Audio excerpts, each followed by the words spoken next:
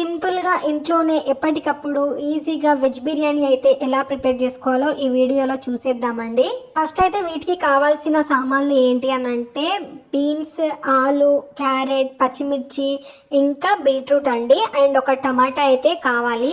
And వీటితో పాటు పచ్చి బఠానీలు కూడా తీసుకోవాలి. వీటిని కట్ చేసి పక్కన పెట్టుకొని ఇప్పుడైతే స్టవ్ వెలిగించి ఒక కడాయి పెట్టేసి అందులో కొద్దిగా గీ ఇంకా ఒక టేబుల్ స్పూన్ ఆయిల్ అయితే వేసుకోవాలండి. ఆయిల్ అనేది మంచిగా హీట్ అయిపోయాక ఇందులో అయితే హోల్ బిర్యానీ ఇంగ్రీడియంట్స్ అయితే వేసుకొని ఒక 2 minutes అయితే ఫ్రై చేసుకోవాలి. వీటితో పాటు మీ దగ్గర జీలకర్ర అవైలబుల్ గా ఉంటే జీలకర్ర కూడా వేసుకోవాలండి. జీలకర్ర వేస్తే మనకి ఈ బిర్యానీ అనేది చాలా టేస్ట్ వస్తుంది, వెజ్ బిర్యానీ.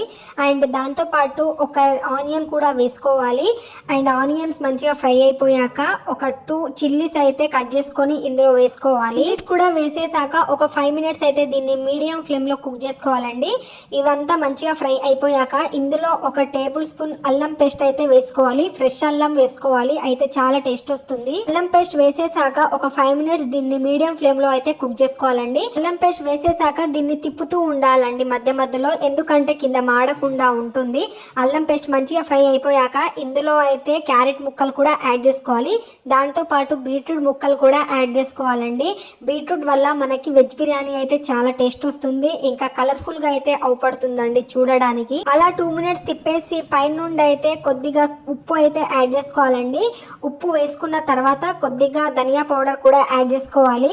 ధనియా పౌడర్ వేసేసాక మళ్ళీ మంచిగా మిక్స్ చేసుకోవాలండి. వీటిని మొత్తం కలుపుకున్న తర్వాత ఒక 5 minutes అయితే దీన్ని మీడియం ఫ్లేమ్ లో కుక్ చేసుకోవాలండి మూత పెట్టేసి. 5 minutes అలా కుక్ చేసుకున్న తర్వాత చూడండి ఇక్కడ ఎంత బాగా ఉడికిపోయాయో. పైనుండి అయితే ఇప్పుడు మనం ఇందులో బీన్స్ కూడా వేసుకోవాలండి. బీన్స్ వేసుకున్న తర్వాత మళ్ళీ దీన్ని కలుపుకోవాలి మంచిగా. బీన్స్ వేసిన 2 minutes కే పచ్చి బఠానీలు కూడా యాడ్ చేసుకోవాలండి. దాని తర్వాత ఇక్కడ ఆలుగడ్డ ముక్కలు కూడా వేసుకోవాలి. ఇంకా వాటితో పాటు ఒక టమాటా ముక్కలు కూడా వేసుకోవాలండి. టమాటా ముక్కలు అంతా వేసేసాక ఒక 2 minutes తర్వాత ఇందులో కొత్తిమీర ఆకులు కూడా వేసుకోవాలి. ఇంకా మీ దగ్గర పుదీనా ఆకులు ఉంటే పుదీనా ఆకులు కూడా వేసుకోవాలండి. ఇదంతా మంచిగా కలుపుకున్న తర్వాత ఒక 2 minutes అయితే దీన్ని లో ఫ్లేమ్ లో కుక్ చేసుకోవాలి. స్టవ్ మీద ఈ వెజిటేబుల్స్ అంతా కుక్ చేస్తున్నప్పుడే పక్కన ఇంకో స్టవ్ మీద కడాయి పెట్టేసి అందులో మాత్రం రైస్ ఉడికించుకోవాలండి. అంటే రైస్ ఉడికించడం కాదు, వాటర్ అనేది మొత్తం బాయిల్ చేసేసాక అందులో కొత్తిమీర, పుదీనా ఆకులు అయితే వేసుకొని వాటర్ అయితే చాలా మరిగించుకోవాలండి. ఎందుకు మరిగించుకోవాలో లాస్ట్ వరకు చూడండి, మీకే అర్థమవుతుంది. ఒక సైడ్ ఏమో వాటర్ ఏమో మరుగుతున్నాయి, ఇంకో సైడ్ ఏమో ఈ వెజిటేబుల్స్ అయితే మంచిగా ఫ్రై అవుతున్నాయి. గైస్ చూడండి ఒకసారి, మనకి వెజిటేబుల్స్ అయితే 50% కుక్ అయిపోయాయి. ఇప్పుడు ఈ వాటర్ చూడండి ఎంత బాగా మరిగాయో. ఇప్పుడు ఈ వాటర్ ని ఏం చేస్తానో మీరే చూసేయండి. దానికి కావాల్సినంత రైస్ తీసుకొని ఇప్పుడైతే ఆ రైస్ అయితే ఆ వెజిటేబుల్స్ లో వేసుకోవాలండి. వెజిటేబుల్స్ లో వేసుకున్న తర్వాత ఆ రైస్ ని అయితే మొత్తం కలుపుకోవాలి.